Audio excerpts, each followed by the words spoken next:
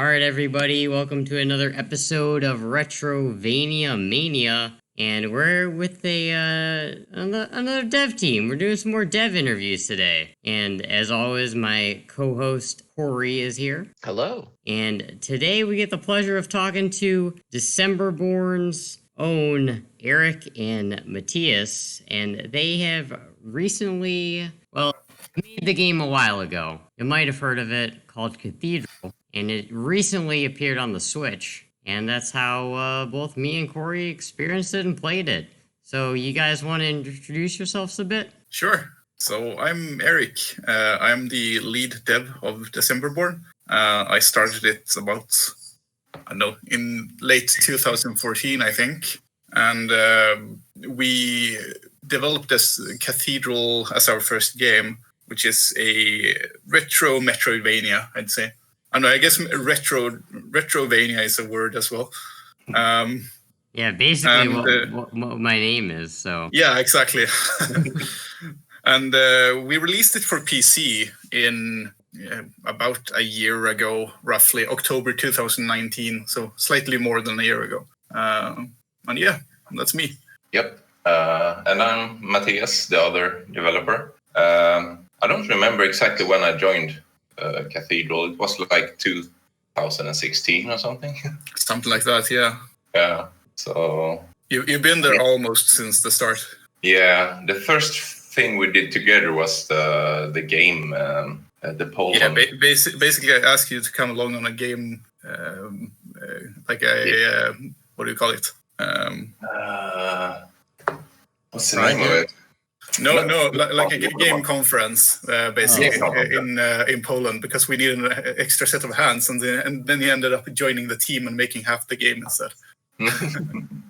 How many people are on the team? For the most part, right now, like actively programming and being co-owners in the company, it is me and Matthias, and then we have a third co-owner.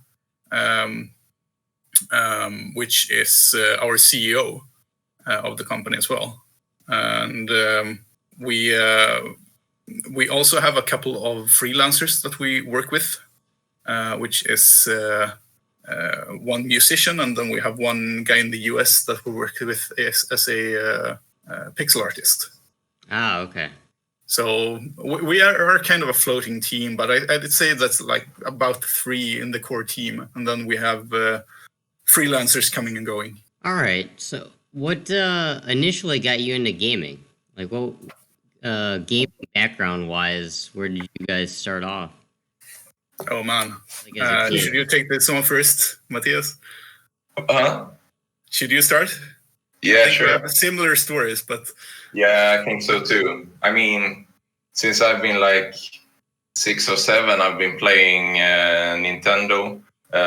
Super Nintendo, PlayStation, all the consoles that have been released, I guess. And I've always been really fond of Metroidvanias, so I was so hooked when I played the Metroid on the 8-bit NES for the first time. That was like hallelujah moment for me. And then I've just been playing all kinds of games until now. Yeah, Metroidvania, pretty much my favorite genre as well. Same with Corey, it sounds like, too. Yeah, the first time I fired up a Metroidvania, I realized this could be something special. Just the exploration and really testing your mettle to see if you can figure out the puzzles that are involved, and doubling back to a familiar area only to realize you're much stronger than when you first started out. Yeah, those like are just some of the best moments. Going back and just blasting through enemies that you had a tough time with before, it's so satisfying in some way. Oh, yeah. So yeah, it's for me, I kind of grew up with the NES, and I had the same kind of hallelujah moment with the original Metroid as Matthias had. It was, I had a friend who brought it over, and it was just, I was not used to games like that. I was so used to running from left to right and doing one stage at a time. So the whole idea of just going back and forth was so weird to me. I also played a lot of Simon's Quest, which I know that a lot of people have harsh opinions about today, but it's actually that and Zelda 2, which is also a game that isn't always beloved. Those are actually among my favorite games. I have so many fond memories of those games.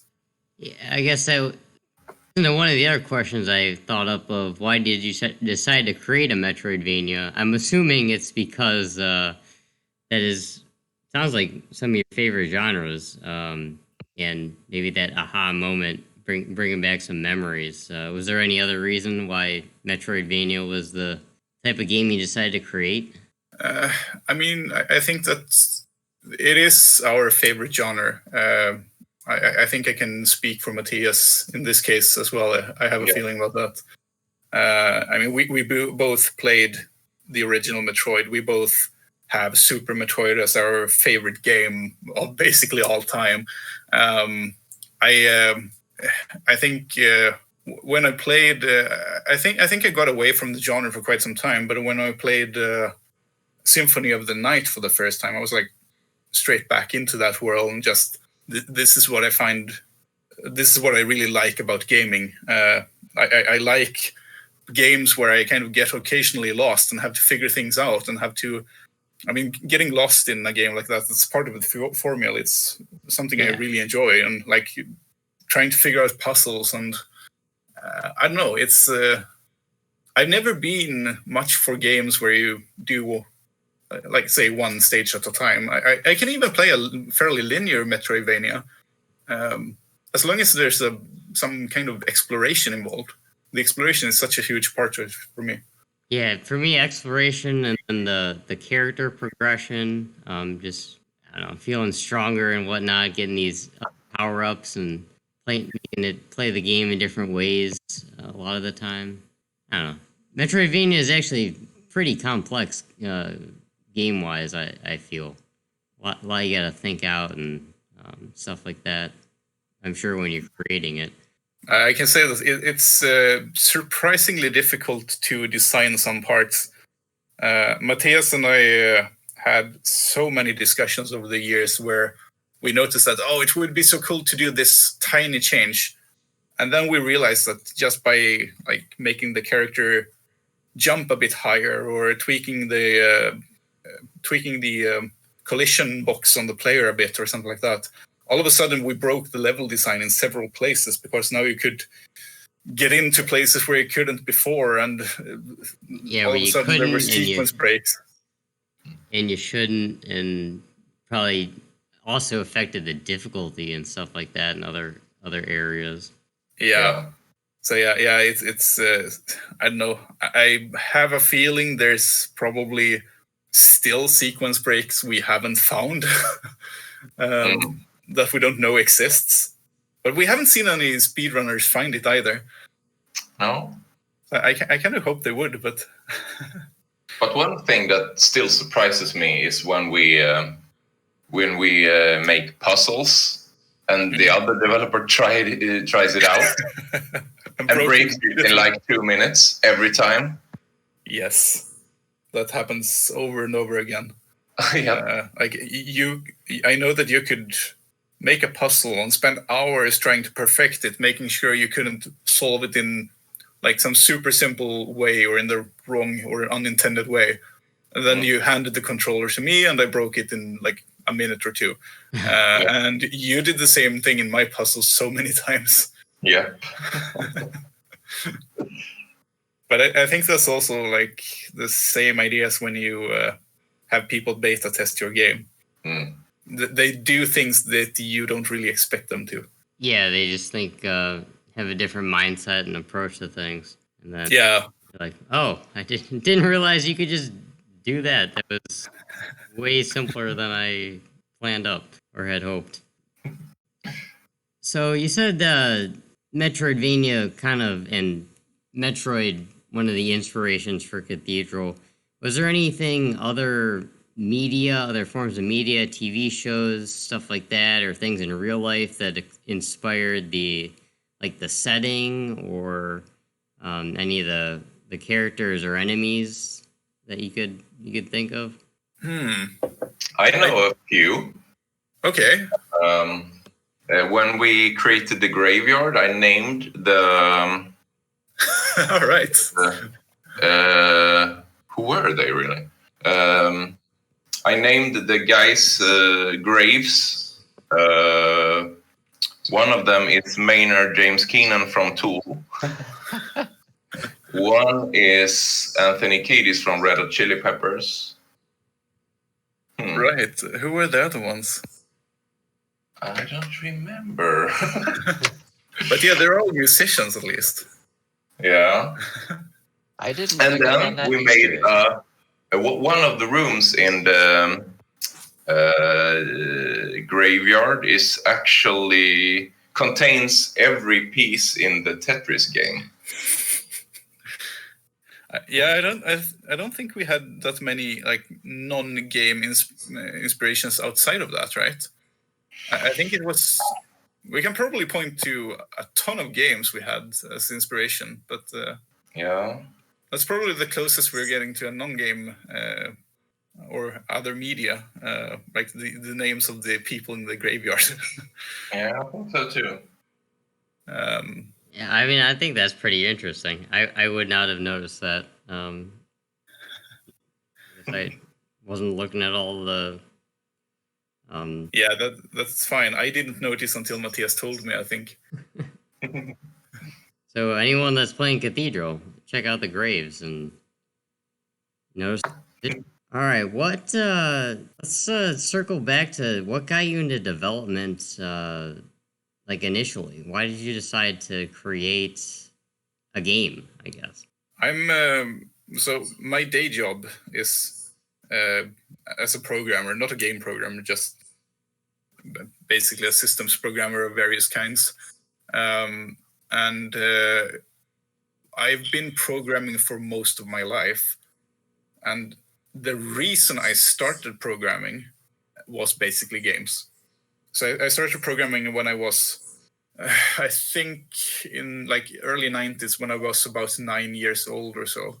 I got a computer from my parents, an old Atari, which came with like a book on basic programming, where you could just type the programs in and see what happened. And there were some simple games that you could write yourself. So I started basically programming due to games more than anything, and that kind of just kept me into that world. And then I diverted away from games and started programming other stuff, but games was always just there. So before I started on Cathedral, I actually did a bunch of smaller games that I never really released. So Cathedral is the first one that just happens to be the first one that I actually finished, more or less. What were the other ones? Oh, the other games? Yeah. Oh, they sucked. I mean, not even worth mentioning. I think I did a bunch of early on when I was a kid. I did a bunch of text games because that was basically all that I knew how to make at that age. But I loved these text games where you had a free choice. I think this kind of this might be the early version of a Metroidvania, I guess, where you could actually go in different directions and explore something, even if it was just text. It was way more fun, I thought. And I moved on from there to making kind of like, did you ever play games like Eye of the Beholder and stuff like that? Like basically dungeon crawlers. Yeah, I've played some stuff like that. I did a couple of like really simple dungeon crawlers. They were like a couple of minutes long, I think. So took forever to make, and you could play them through in a few minutes. But that's also one of the. I still love dungeon crawlers of various types.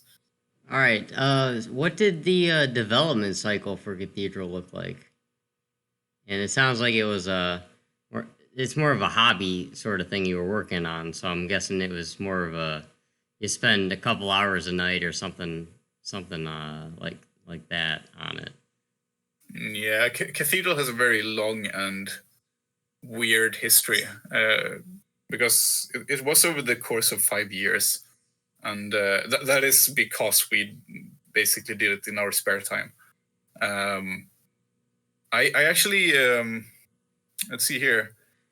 I spent the first year or so just developing the engine because we did the engine and the physics and everything from scratch, and spent a lot of time working on that just because, well, it was fun more or less. So I didn't really optimize for time in any way, and I rewrote a bunch of stuff a few times and things like that.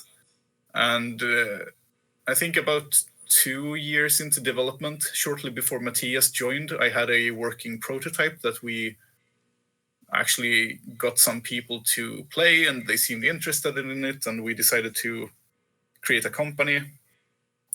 Took it to a gaming convention, and people played it and liked it. So, but at that point, I actually spent so much time trying to develop the game and started putting money into it as well. So, I actually shut it down most of the development for like half a year at that point because I was just getting too tired from it. I spent way too much time developing the game and didn't really feel like I had any energy left for other stuff. And then, yeah, about 2016, 2 years in, Matthias joined. And after that, I think we had pretty regular sessions where we developed, right? Like at least once a week almost. Yeah, exactly. So we had our hacking nights where we got together and worked on the game for like 12, 14 hours. Yeah, pretty much. Like spend an entire day on it, and just we had a backlog, like a board where we had all the stuff we wanted to do and get into the game, and just selected a bunch of stuff, said let's work on this for today, and then spent the entire day doing that. So we ended up being really efficient when we had those days. Yeah. And that's still kind of freed up. I mean, being one more programmer and one more person that you could bounce ideas off of was a lifesaver. I don't think the game would have come out otherwise. And just being able to sit down and think things through together on weekends was very helpful. If you had even more time to spend on it, how would you have spent it? Or do you think you just did it enough? I think you were saying in Discord the other day you had cut some content out of it after it was made. I was going to ask you too, what things did you decide to cut? The thing is, I guess you might have noticed that the game is fairly large. Yes. And that was actually not the entire intention. Like we wanted to, I think from day one, we've always wanted to just kind of convey the sense of going on an adventure when you played Cathedral. So straight off the bat, we kind of decided that there should be a bunch of different areas with a different feel to them. There should be very different settings and graphics, and I mean, you should really get this feeling when you come to a new area that, yeah, this is definitely not the same place. My favorite in that regard is when you go from Bone Church to like the brightest jungle. Yeah, I noticed that. I mean, it might have been the contrast too, but I noticed that and I was like, wow, this is nice. But what also affected that too was the Bone Castle. I was there were some frustrating bits in there, and I think after I was done with it, I was like, oh wow, after all that frustration, now I get to get into this nice because Blue Haven was pretty close after that, and yeah, it's really close. Like, wow, like beaches and water and stuff, and yeah, that was kind of just because it was so much fun to with the idea of going. I mean, traditionally, I guess you would have gone to just making the game even darker after that initial Bone Church, but we said let's just add something really bright and colorful directly after. And we actually had a bunch of different areas around that, I think. And I think that the original design doc was, instead of 5 orbs, I think we had 7 orbs. Yeah. And that meant 2 more dungeons and a couple of more areas surrounding the dungeons. But we realized after a while that this is crazy. We can't add this much content. Yeah, I think the game for me was about, I want to say 15 hours. I found most things. I think I'm missing like 10 books or something. But that's a pretty fast playthrough. But yeah. 15 hours. I usually say 15 to 20 hours when people ask me how long it takes to play through. I think Matthias and we played through in, today it's probably 8 or 9 hours that it takes us. Something like that. And the world record is 3 hours and 10 minutes, I think, which is crazy. Yeah, I guess Is that my time's just an 100% estimate. completion? Sorry? Is that 100% completion speed record? No, I think it's any percent. Okay. No, I was going to say, that's blazing fast. Yeah, that must be, that surely must be impossible. But on the other hand, if someone would have asked me if I thought that you could play Cathedral in 3 hours before someone did that, I would have said that was impossible too. So. Yeah, right. Yeah, I mean, maybe it took me more than that. I'm not sure. Time flies when you're having fun, right? So,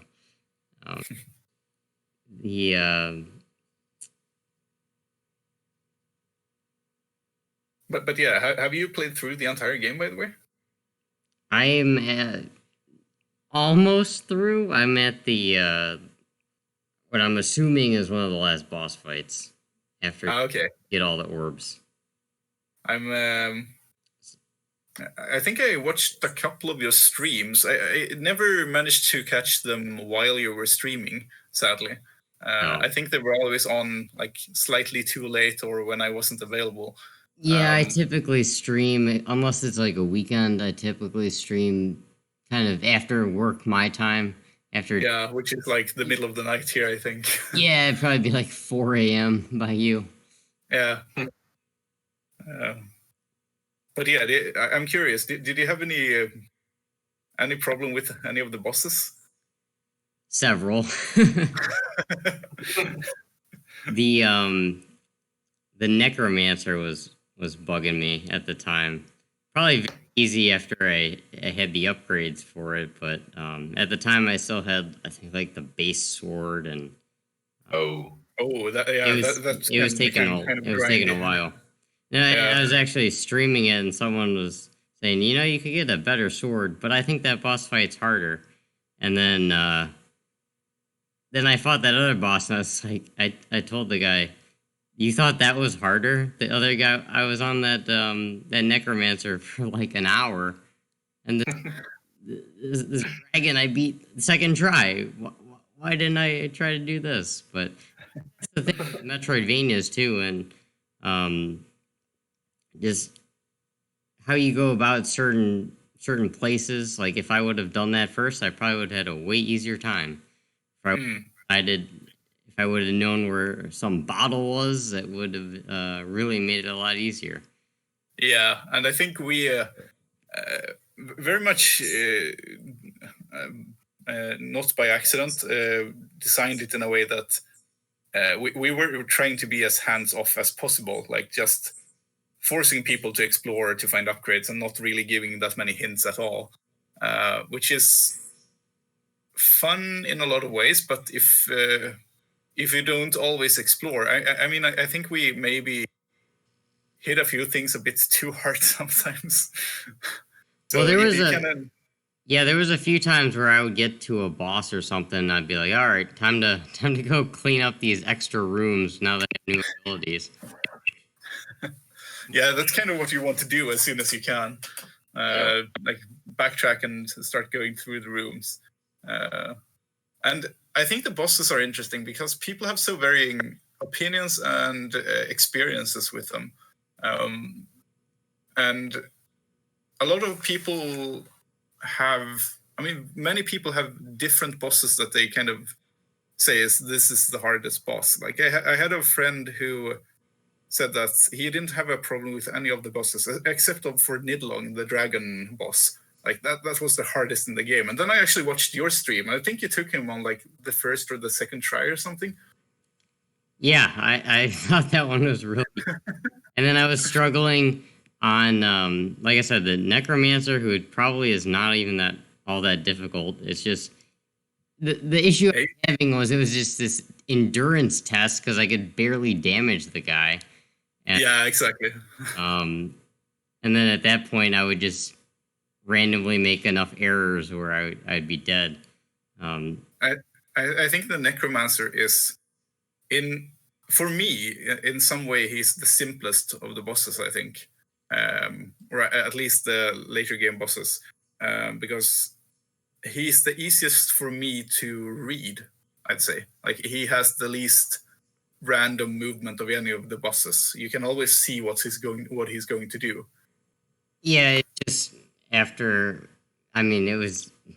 took me many minutes even in my successful attempt to beat him. I think. Yeah, if you have the first sword, it's going to take you quite a long time. Yeah. Actually, I think one of my favorite bosses was the I can't remember the name, the mermaid one. Oh, interesting. Yeah, Talia. Well, one Talia, because it was kind of different how you had to deal with her. I really liked the music attack because it was so bright and colorful. Those music bubbles.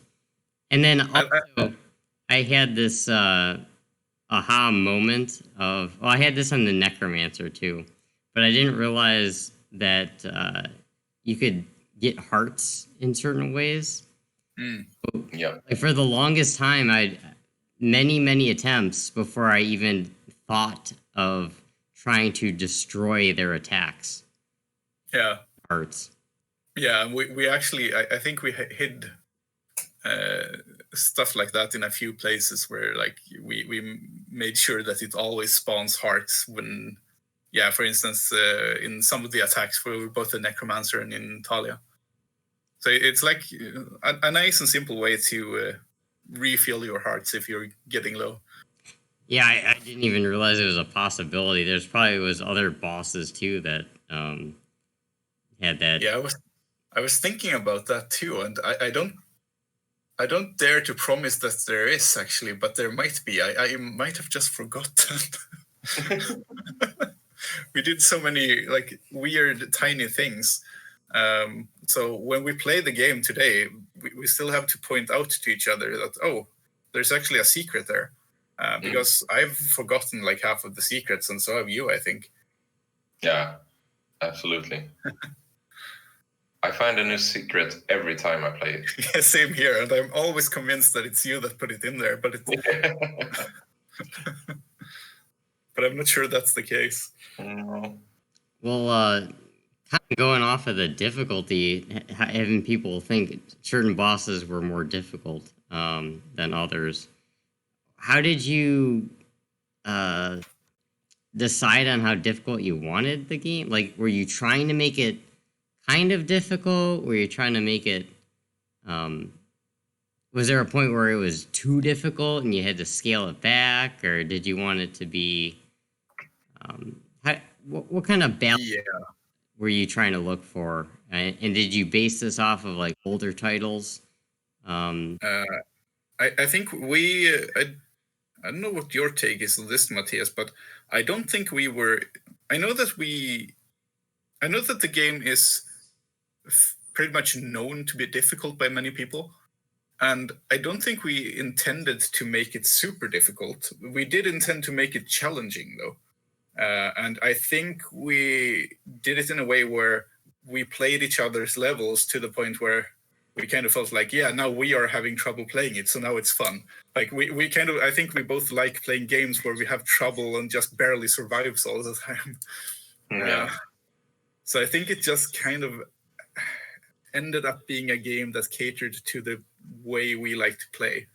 And apparently we like to punish ourselves. But we did make some things easier. Like the game actually had insta-death spikes at the beginning. Yeah, everywhere. That would have been hard. Yep, because there are rooms with a lot of spikes. There are Yes, rooms that are almost all spikes. Yeah, Yes, those were still there when they were insta-death. yeah. And And that's we when also removed a lot of spikes. we removed a lot of them, yeah. And there were even more spikes when there were insta-death. Yeah. And that I think that's when we realized, when we like put the game in the hands of our friends and almost lost friends over it, that this is maybe not the best design. Yeah, I know me and Corey were both kind of shocked at how difficult it was. We weren't expecting it to be as difficult. Yeah, I guess it is fairly difficult. I have such that is really hard to gauge, I think, especially when you've designed it and kind of tweaked it as you go along. You kind of lose. I think you get lost in your own ideas sometimes, and I know that there are some things that we would have wanted to tweak when it comes to some of the difficulty stuffs. Like a few things where I think that you have a couple of things that you weren't 100% happy with, and Matthias, and I had a few things that I weren't fully happy with. The mermaid. Yeah, the mermaid is one of them. I kind of wished that, like, her last phase, for instance, is throwing a bunch of what do you call them? Like, I was going to say tripods, but those are not Tridents. Yeah. Very different thing. And we actually made a random attack pattern for those, which is something that I've kind of regretted. I've realized that insta-death is not all that fun, and random attacks, like random patterns, isn't always all that fun either. No, you should be able to kill a boss without getting hit. And yeah, and you can for the that most fight part. is like luck if you're not getting hit. Yeah, that particular phase is luck, which is the wrong kind of difficulty, I think. Yeah, I kind of did notice that on that fight too. Mostly because her attacks were hitting me so hard. I was losing 3 hits per hit. But it was that it wasn't actually the last phase. That was her third phase. Oh yeah, I think it is the third phase. There is one more after that, actually. Yeah, because I would actually get to the fourth phase, and I was like, oh, this is actually easier. Yes, it is. And the thing is, I think that's one of the things that's annoying, is that the third phase isn't hard in itself. It's just if it would have been a predictable pattern, then it would have been easy enough to learn the patterns that actually avoid the attack. Here, it kind of comes down to luck, which is, I guess, a bit unlucky. Well, yes. I mean, they are avoidable in things. I mean, there are gaps you can get into. It's just, if you get unlucky, there's a couple tridents together, and there's no room to navigate through it. Yeah. I think one of the... I can't remember where I read it, but I think that the original team on Super Metroid had this rule that someone who made a boss should be able to demonstrate fighting the boss without getting hit a single time. And I've always liked that idea, that it should be possible to do that. And I think we did that too. It's just that you can still kind of get lucky in a fight and not get hit, and still have like tiny things that you need to tweak. But for the most part, I think we tried to make it difficult, but maybe not difficult, but challenging, but in a way that you could, for the most part, learn the attack patterns. Yeah, and I think actually overall difficulty, especially in a Metroidvania, it makes it so that when you succeed and get an upgrade, it makes the upgrade feel a lot more important. Yeah. Like an additional heart, or well, actually every additional bottle I was getting, I was so happy to get a Yeah, bottle. it's those change a lot. Like if you find enough bottles, that change so much. Yeah, well, The game is much harder without them.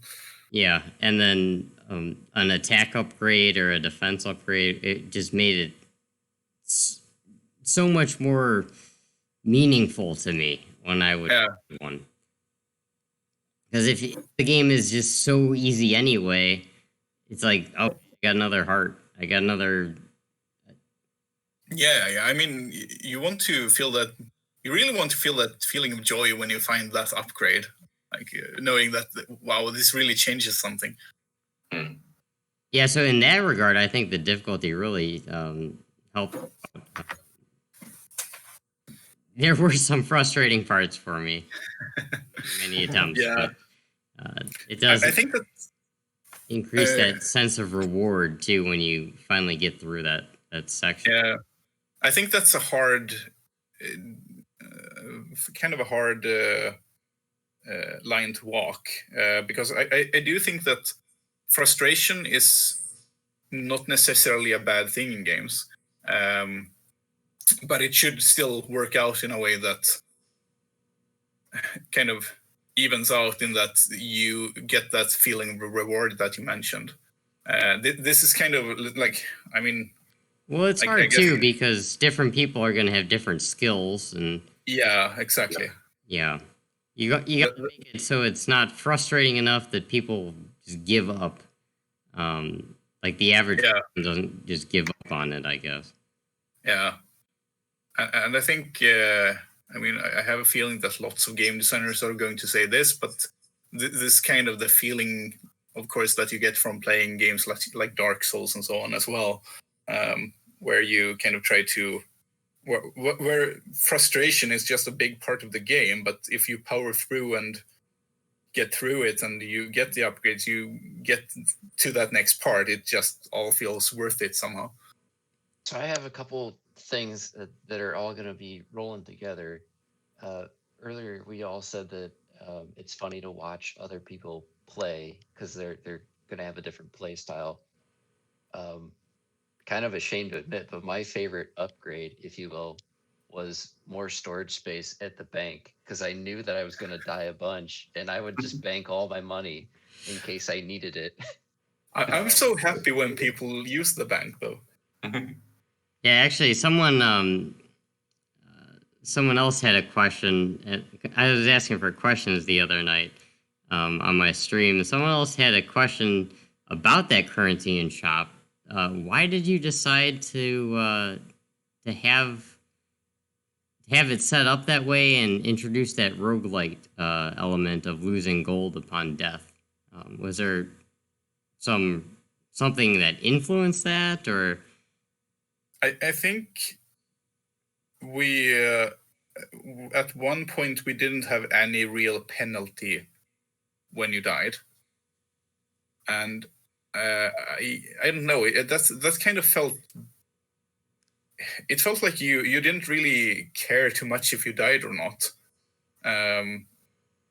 So I think we just tried it out and said, okay, let's add some kind of fairly simple penalty for dying. And I mean, I guess we could have gone with something like losing the gold and getting back and picking it up as well. But it also felt like something that's been done so many times. So we said, okay, let's just try and force people to do something. I guess something along the lines of actually Diablo 2, where you had a stash and you could stash your gold and stuff like that. So that ended up being the bank, where you could just store your gold and not lose it when you died. I will say that it changed my playstyle. I was I started out very aggressive, and once I noticed that I was losing, I think it's 10% of your gold upon death. All of a sudden, Yes, my sir. strategy became shooting arrows to test things out, playing a lot more defensive, use my shield a whole lot. Yeah. Before I realized the power of the shield, I was playing it just like any other regular Metroid, where you can't block projectiles or you can't block attacks. You just have to either take the hit and try to do what you were set out to do, or play very defensive and evade and take your shot when you can. But it really dramatically changed my playstyle, and I think that that's a really cool element to how you design that. Yeah, I think that's what we wanted to do as well. That we wanted to kind of give this feeling that you shouldn't just, I know, Recklessly travel on and try to. yes, exactly. That's what we're trying to avoid. That you should kind of have some feeling of, oh, maybe I shouldn't just recklessly run through everything right now, because I will lose gold if I do. And as you point out with the shield as well, that kind of becomes an important thing too, because it changes a lot if you start using the shield. And I'm saying this as someone who sucks at using shields in many games. Same with me. And I'm much more of a dodge and get out of the way kind of guy. I kept forgetting same here. shield initially when I first started playing. I think the shield was an attempt of adding kind of a different. I don't know. We wanted to make it simple to use, but also meaningful in some way. So, and I mean, there are a lot of projectiles to the point where if you don't use the shield, it might actually become a bit annoying. Yeah, I actually could. I mean, you basically have to use it in the Bone Church on those. Yeah, pretty much, especially with the arrows. You Yeah, kind from the of, walls. yeah, you kind of have to use them there. But yeah, so that is kind of what I think. That's what we kind of tried to do with the whole system of stealing 10% gold of the player. But I don't know where we ended up just with the 10% and just losing gold. I think it was just we need some way to make sure you can't just die over and over again and not have any repercussions in doing so. And just ended up trying that out, and I think it stuck more or less. I mean, I think the 10% was good because it was making me, when I had a big stash of gold, when I had like 4,000 gold, I was like, oh man, I cannot wait for a portal so I can go back to the bank. But having the 10%, and then I mean, there's those items you can get that lower it a little bit too. Yeah, you can get it down to 5% in total. Yeah, it was making it so it wasn't like I lost everything, you know. Yeah. And like you were saying, I think a lot of games now are doing that. Go back to your body or whatever, and so I like that you tried something different there, and you didn't do the old Hollow Knight or whatever. Seems to be the typical thing nowadays. Yeah, I think we were discussing doing that one too, but I do think the reason we didn't was kind of because we said there's so many games that do that, and I think a few people have pointed it out that they don't like the system, that they would have preferred it the other way, and then we've had a lot of people saying the opposite as well. So I guess it's just one of those things that works out for some people, not for others. But I'm kind of happy that we did it this way. It seems to have worked fairly well. The bank was kind of a response when we realized that, well, if you actually die too many times, you could actually end up in a situation where you don't have the opportunity to buy the stuff you need to become better either. Like, you don't have enough money to buy the armor. You don't have enough money to buy any of the upgrades. So we ended up saying that, okay, let's just add in a bank where you can put your money, so you don't lose it when you die. And then it kind of pushes the responsibility of doing that over to the player and becomes kind of a strategic decision as well.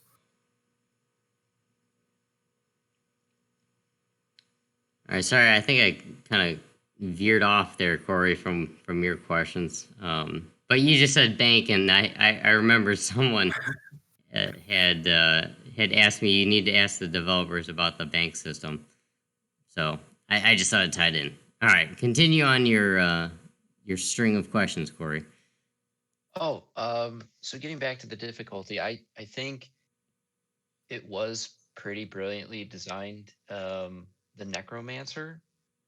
I started out very aggressive until I learned that there's a gold penalty, and the very first few encounters I had with Necromancer, is even when he was attacking, I was still trying to slash him and just dance around, bounce off his head, do a little pogo maneuver, and it just wasn't working. And once I realized the gold was ticking down, I was like, okay, I'm gonna be a little bit more meticulous here. I'm gonna take my time.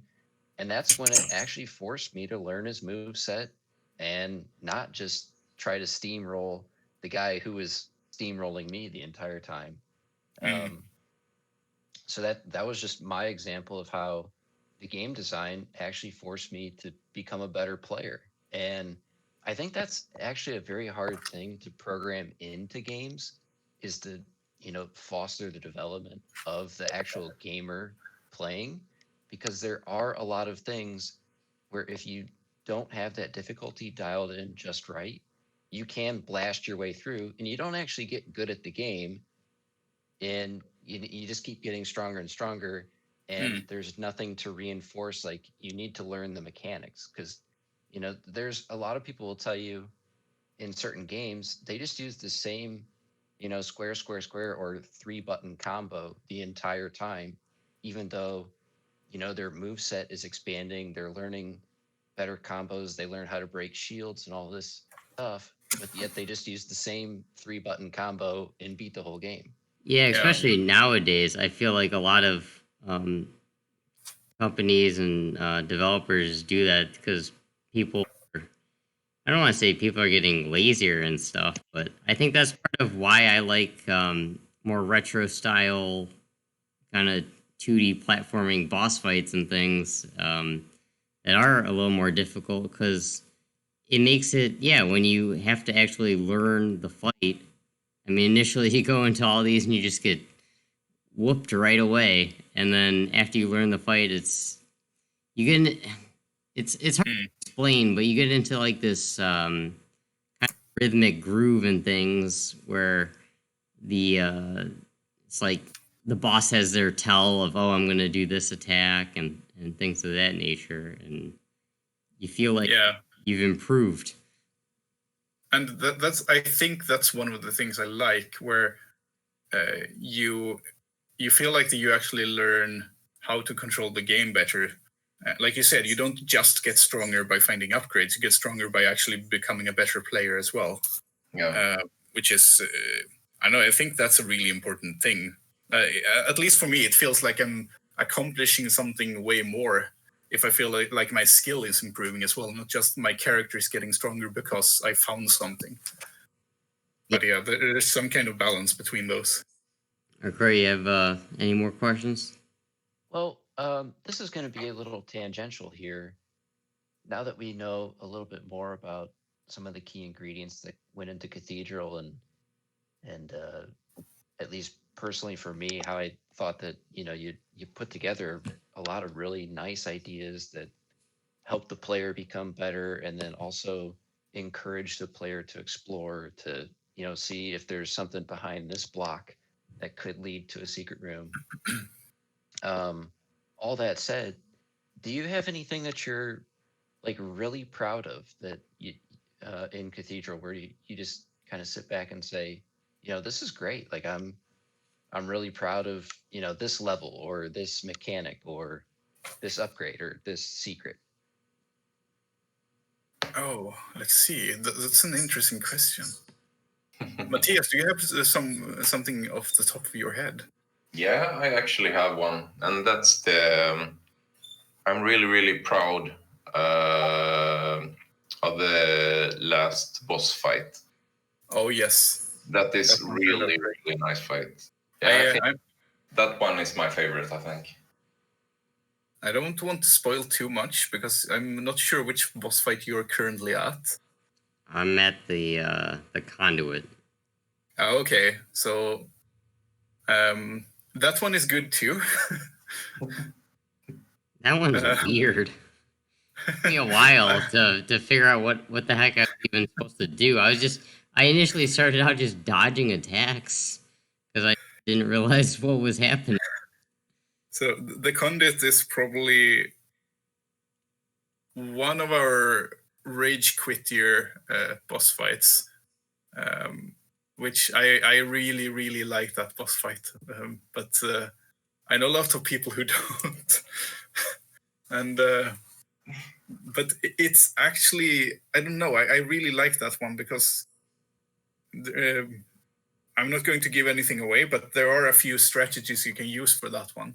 And that, I think that's what makes it so fun. And I really loved doing that boss fight because it's so easily built. Like it's not a complex boss by any means, but it's also I don't know, dare I call it a fairly unusual boss at least. You typically don't see too many bosses like that, I think, and that just makes it so fun.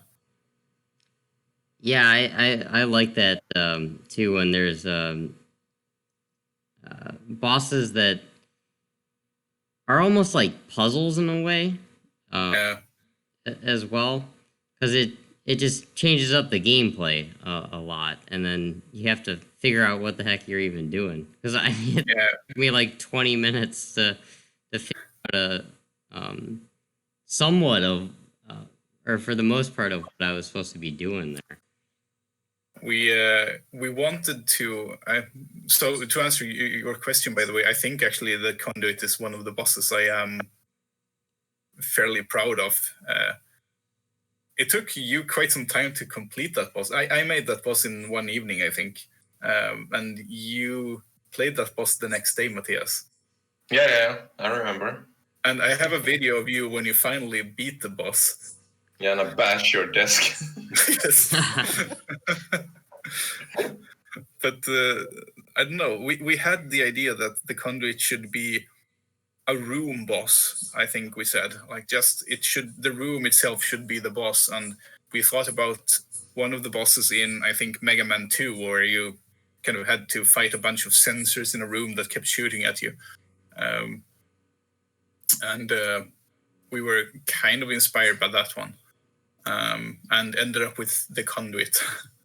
What were some of? I mean, it sounds like your favorite boss is the last one, but what about some of the other? I don't know. Maybe we shouldn't discuss it. It might be spoilers for other people. But favorite like areas and favorite, I don't know, upgrade things that you added. Maybe you shouldn't go into all the skills that you can get, but no, sure. But I think I have a couple of areas that I mean, we talked about the Bone Church earlier. You designed, that was like one of the major first areas you designed, Matthias, right? Yeah, it was. I think that's still one of my favorite areas as well. I just love the entire feel of that place. Like it feels, that together with the graveyard feels kind of very ghost and goblins-ish in some way. It's probably one of my favorite areas in the game. I think Ice Peak is one of my Tinkerton and Ice Peak. The puzzly feel and the large levels, and you have to explore a lot. And then I really like how the deep jungle became. Yes, the deep jungle is awesome. 3 or 4 levels with small puzzles. I love the deep jungle because I thought it had some of the best puzzles. And actually, one aspect I think you guys did a really good job of is the puzzles in this game. I mean, a lot of them they weren't so hard to figure out that it was like, well, can you please just give me the answer or something like that, or cheat and look it up online or something. But they were outside of the box thinking on a lot of them, that and they were very simple once I figured it out, and it was I was like, wow, that was clever how you did that. Yeah, I think the puzzles in general are fairly easy in Cathedral, but as you pointed out, they don't need to be difficult to be enjoyable. And it was fun to try and come up with new ideas for puzzles in each area. So we kind of had this design rule, as I said before, that we wanted each area to feel distinctly different from the other ones. And one part of that was having different puzzle mechanics in each one of them. So we had the lantern puzzles in Necromancer's Den, for instance, and we had, I shouldn't maybe spoil all of them, but if you've listened this far, then you're probably ready for spoilers at this point, I have a feeling. So we had the cannon puzzle in Ice Peak, for instance, and we had just kind of tried to make some thematically correct puzzle for each area. And that was a lot of fun, actually, to come up with those puzzles. Yeah, it made the areas a lot of fun to play too, because I felt like it was just completely mixing up what I had to do and things of that nature.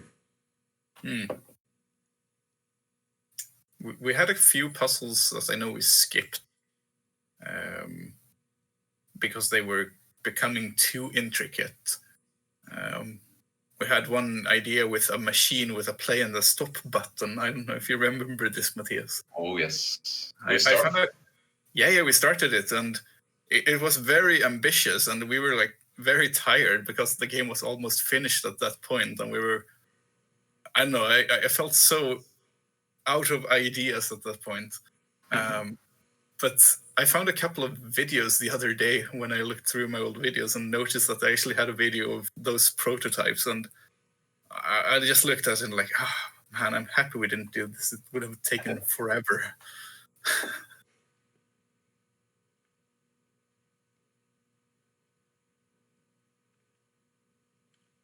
Corey, you got any other questions?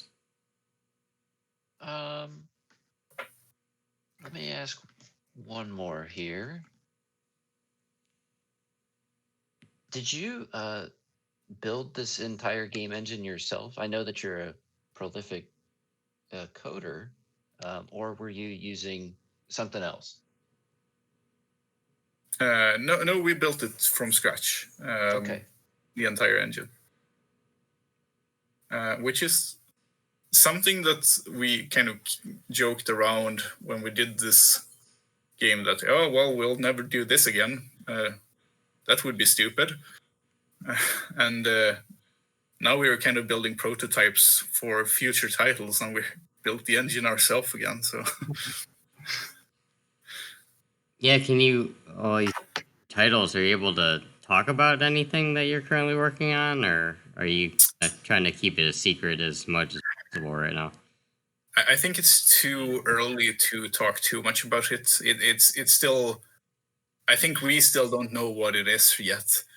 So we're kind of trying out, right now we're trying out different ideas. I mean, what I can say is that it's in the space of Metroidvanias. Awesome. I think that's fair to say, right, Matthias? Yeah, it is. Yeah. So it's definitely going to be Metroidvanias. The only question is what'll fall out of it. So it'll be right up my alley again then, huh? I certainly hope so.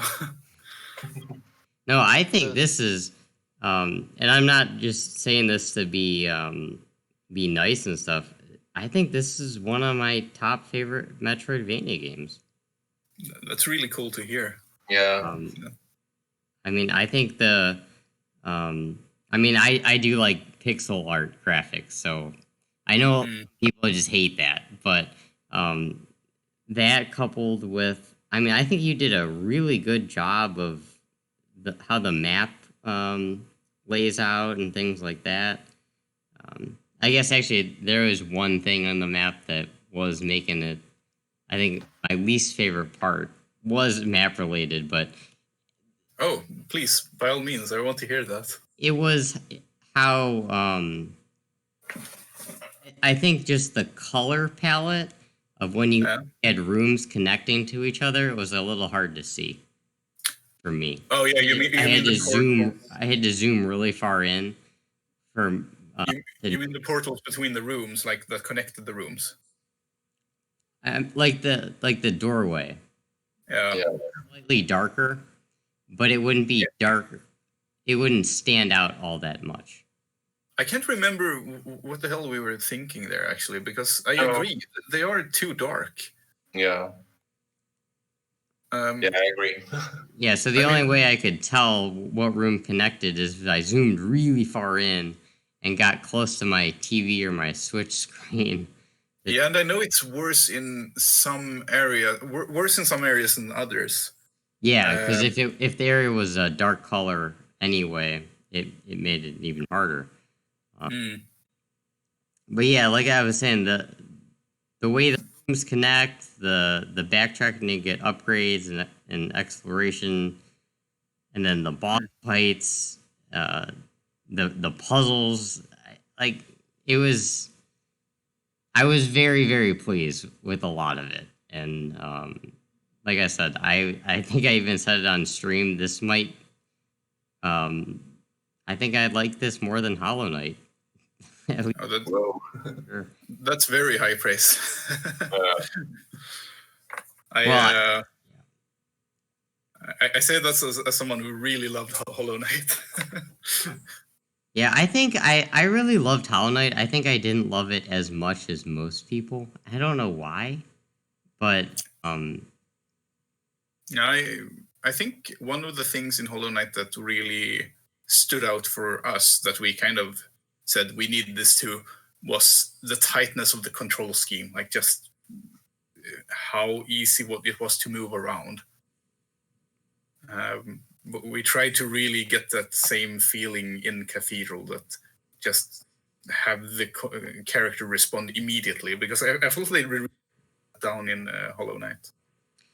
Yeah, I mean, Hollow Knight definitely one of my top Metroidvanias. Also, I feel like, I don't know, there's something about it. I think a lot of it too is a lot of people, the only Metroidvania they've played is Hollow Knight. So yeah, and there's just so many good ones out there. Yeah, I'm currently on the search for new Metroidvanias to play. So kind of the basis of this channel is to try to point those out to people, the ones that people might be skipping over, like Cathedral. So for someone who's tired of playing Cathedral, what would you recommend?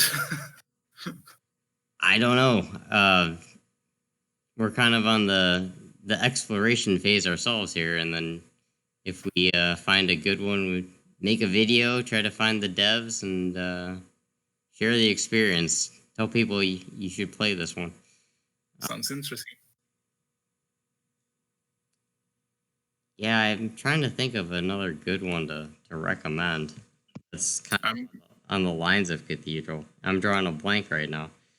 I started playing The Mummy Demastered the other day. I still haven't played it for a long time. Like, I surprisingly liked it. I was like, oh, this game based off this movie, and I was like, wow, this is actually really good.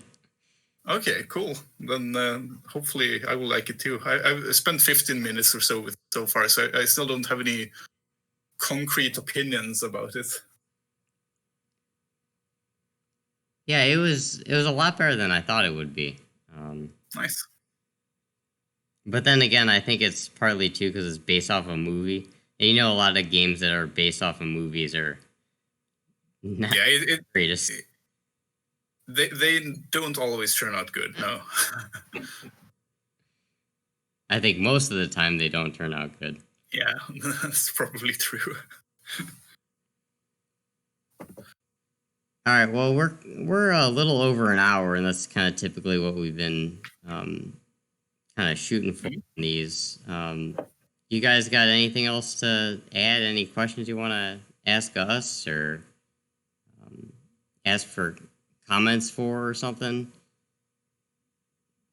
Oh, I can't think of anything off the top of my head, at least. Matthias, what about you? No, not really. I'm really glad that you like the game so much. Yeah, very, very happy about that. We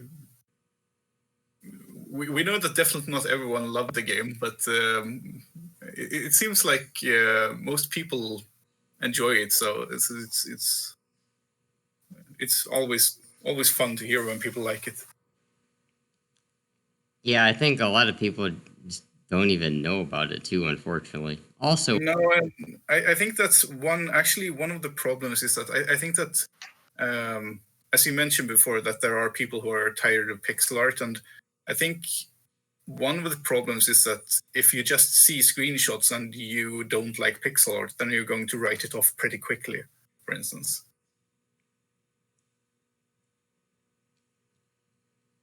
yeah, that could be too. But I think people should try to give this a shot, and then be forewarned, it's not the easiest experience. So as long as you like retro-y things and Metroidvanias and a little bit of difficulty you can put up with, then this is a great one. Like, Yeah, and don't forget to explore. And as I've seen someone point out, buy the green armor early.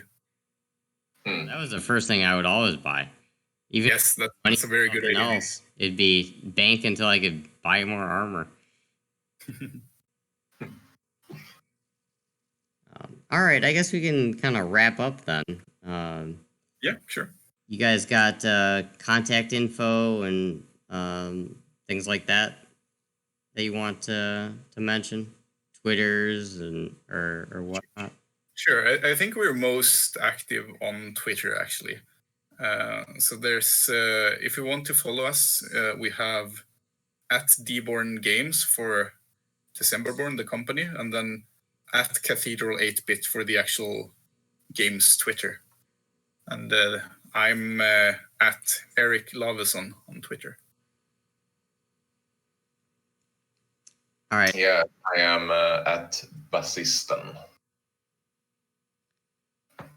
All right, and then I'll put links in the description of anything you guys want me to link.